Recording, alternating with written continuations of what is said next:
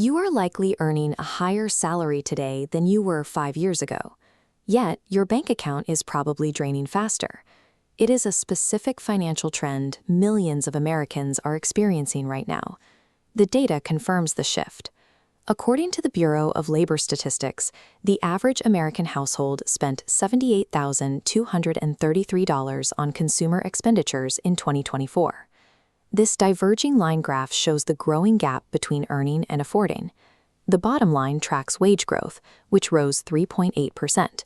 But that top line pulling away represents consumer spending, which climbed 5.1%. Spending is simply moving faster than wages. Look at this shaded wedge filling the gap. Inflation alone doesn't account for this distance.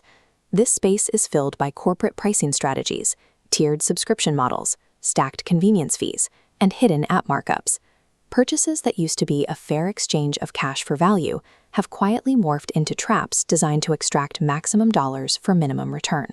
We are going to audit 12 common spending categories through a strict return on investment lens to expose where that money is actually disappearing. Continuing your old spending habits without running the updated math means you are actively working against your own wealth building. We start with the convenience premium. These are daily biological needs that have been transformed into high-margin profit centers by delivery platforms. Delivery apps charge restaurants commission fees ranging from 15 to 30% on every order. Restaurants pass that cost directly to you. This waterfall chart shows a $12 meal compounding into a $22 bill with markups and fees. The long-term cost is steeper. Ordering twice a week creates a $1,560 annual premium, which invested over 20 years cost you over $7,800 annually in lost wealth. Traditional fast food has seen a similar shift. Its value proposition was once low cost and convenience. Today, the low cost has evaporated. A basic combo meal now routinely hits $15. For that same price, you can prepare a high-quality meal at home in about 15 minutes for a quarter of the cost. Premium coffee shops operate on the same logic. You aren't paying for the coffee beans. You're paying for the ambiance and the social signaling. A $6 daily drink habit costs $2,190 per year. Making high-quality coffee at home costs about 50 cents a cup. That is a $2,000 difference for the same caffeine.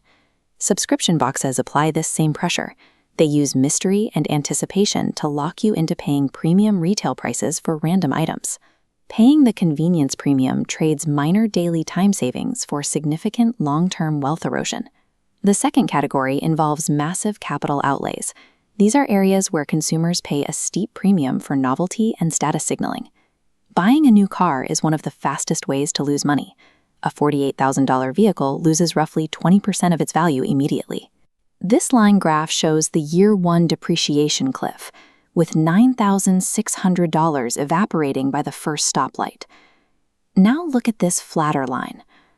By purchasing a reliable 5-year-old car, you skip the steepest part of that curve and can sell it for close to what you paid. Flagship technology presents a similar trap.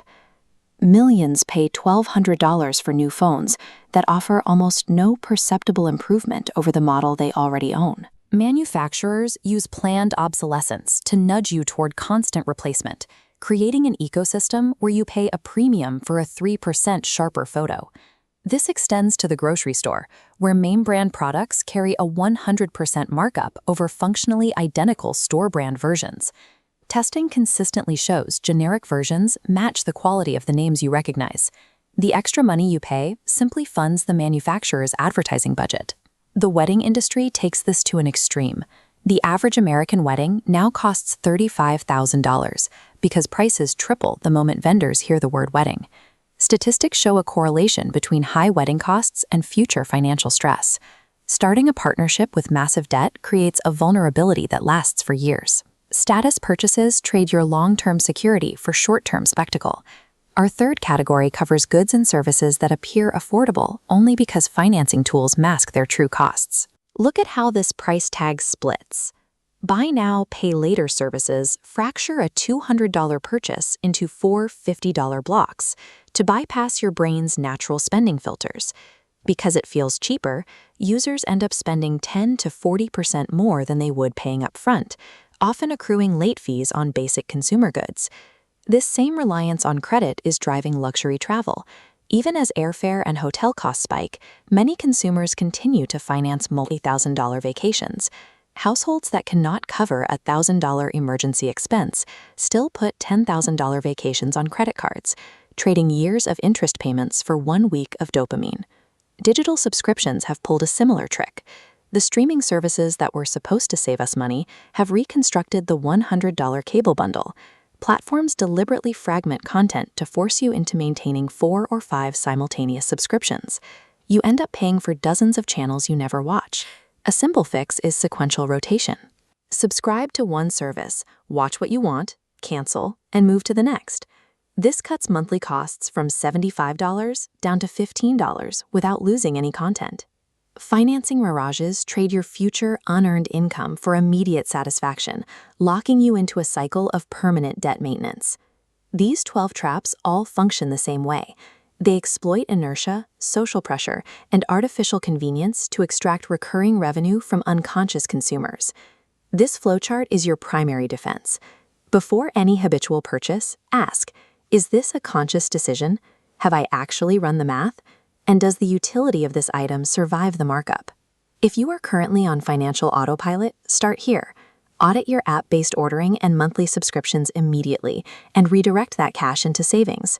If you are looking to optimize, focus on the large capital outlays. Pivoting to used cars and rotating your streaming services can free up thousands of dollars in investable cash every year. Spending money in these categories isn't wrong if it's a conscious choice. The danger is when the spending just happens while you aren't paying attention. The modern economy is designed to make your money work for corporations. In 2026, running the numbers is the only way to ensure your money works for you.